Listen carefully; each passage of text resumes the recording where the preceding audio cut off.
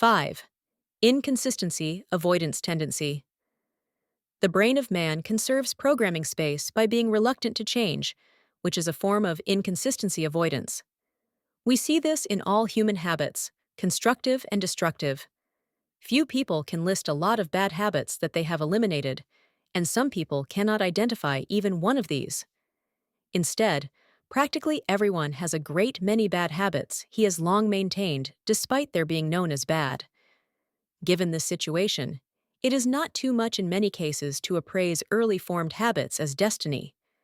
When Marley's miserable ghost says, "I wear the chains I forged in life," he is talking about chains of habit that were too light to be felt before they became too strong to be broken.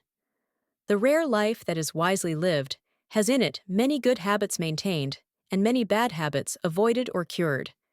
And the great rule that helps here is again from Franklin's Poor Richard's Almanac: an ounce of prevention is worth a pound of cure. What Franklin is here indicating, in part, is that inconsistency avoidance tendency makes it much easier to prevent a habit than to change it. Also, tending to be maintained in place by the anti-change tendency of the brain are one's previous conclusions, human loyalties, reputational identity, commitments, accepted role in a civilization, etc. It is not entirely clear why evolution would program into man's brain an anti-change mode alongside his tendency to quickly remove doubt. My guess is the anti-change mode was significantly caused by a combination of the following factors. It facilitated faster decisions, when speed of decision was an important contribution to the survival of non-human ancestors that were prey. It facilitated the survival advantage that our ancestors gained by cooperating in groups, which would have been more difficult to do if everyone was always changing responses. It was the best form of solution that evolution could get to in the limited number of generations between the start of literacy and today's complex modern life. It is easy to see that a quickly reached conclusion, triggered by doubt avoidance tendency, when combined with a tendency to resist any change in that conclusion, will naturally cause a lot of errors in cognition for modern man. And so it observably works out. We all deal much with others whom we correctly diagnose as imprisoned in poor conclusions that are maintained by mental habits they formed early and will carry to their graves. So great is the bad decision problem caused by inconsistency avoidance tendency that our courts have adopted important strategies against it. For instance, before making decisions, judges and juries are required to hear long and skillful presentations of evidence and argument from the side they will not naturally favor, given their ideas in place. And this helps prevent considerable bad thinking from first conclusion bias.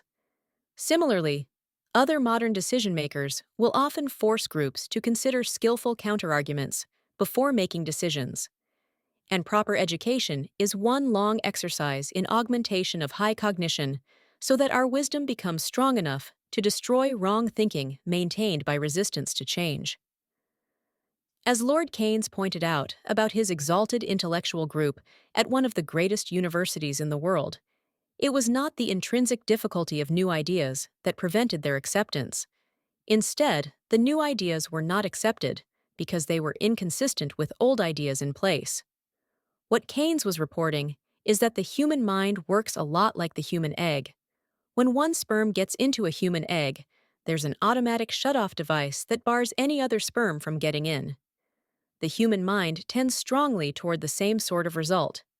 And so, people tend to accumulate large mental holdings of fixed conclusions and attitudes that are not often re-examined or changed, even though there is plenty of good evidence that they are wrong.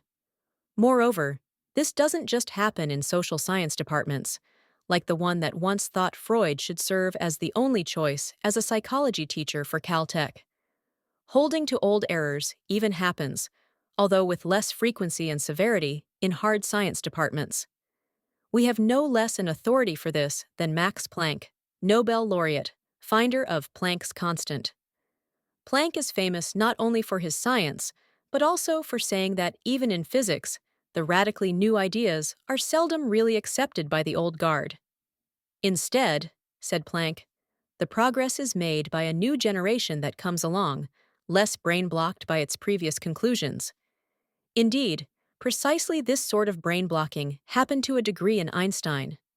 At his peak, Einstein was a great destroyer of his own ideas, but an older Einstein never accepted the full implications of quantum mechanics. One of the most successful users of an antidote to first conclusion bias was Charles Darwin.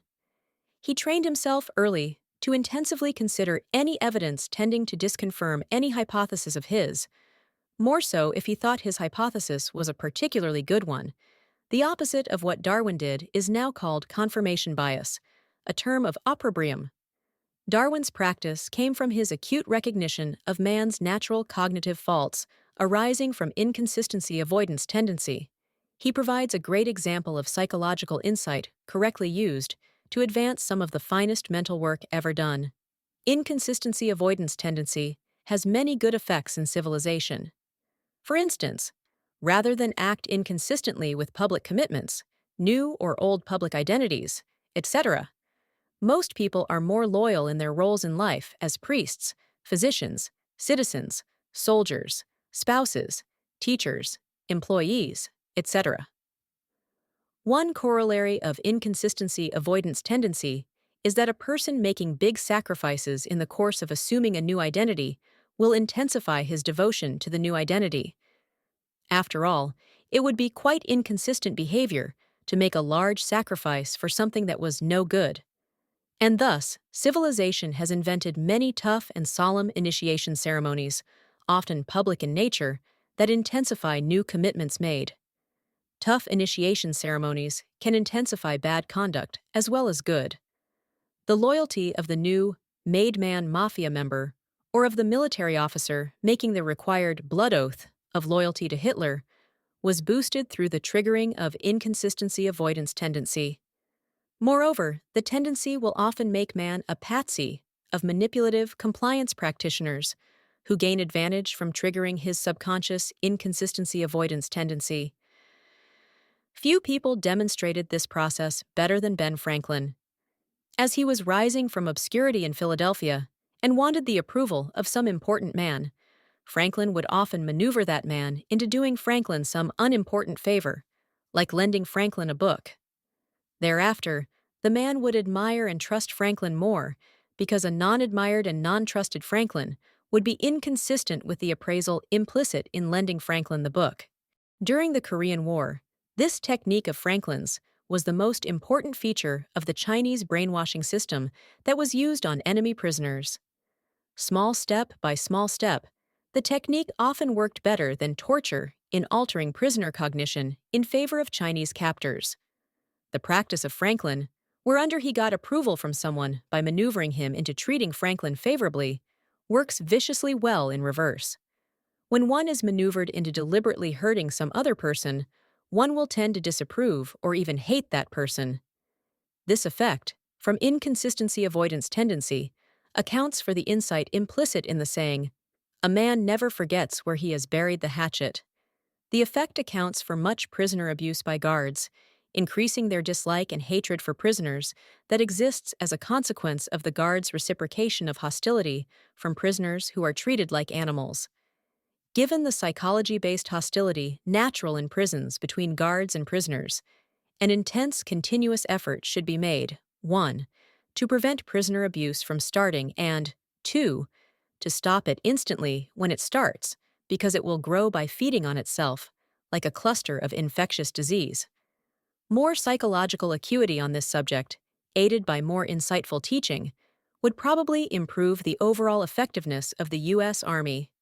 So strong is inconsistency avoidance tendency that it will often prevail after one has merely pretended to have some identity, habit, or conclusion. Thus, for a while, many an actor sort of believes he is Hamlet, Prince of Denmark. And many a hypocrite is improved by his pretensions of virtue. And many a judge and juror, while pretending objectivity, is gaining objectivity. And many a trial lawyer or other advocate comes to believe what he formerly only pretended to believe.